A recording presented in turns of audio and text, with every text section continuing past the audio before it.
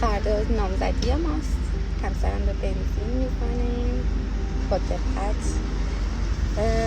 دیگه کارمون تموم شده تقریبا. همچه که فردا هم کار داریم ولی دیگه با من نیست.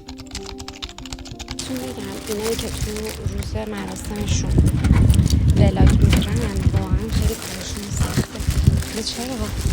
چون که به هیچی آدم نمیرسه و اصلا سر شلوغه و ولاگ گرفتن توی این روز تمرکز خاص خودشو میخواد.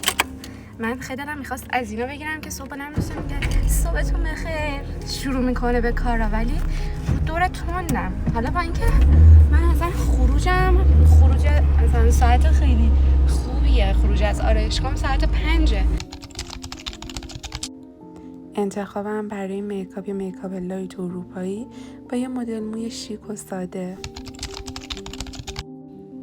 اینجا هم که دیگه آقا دوماد اومده بود دنبال عروس خانوم و جفتمون از دیدن همدیگه ذوق زده شده بودیم و کلی تعریف تحویل همدیگه دادیم.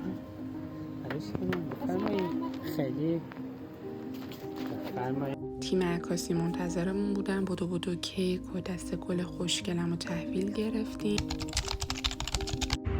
اینجا دیگه عکاسی رو شروع کردیم و شما شاهد ذوق خواهر عروس خانوم هستید.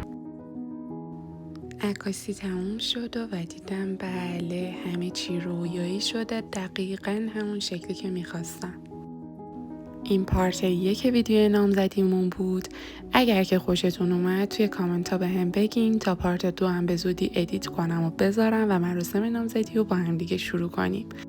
خیلی دوستتون دارم. بهم انرژی بدین و سابسکرایب رو فراموش نکنید.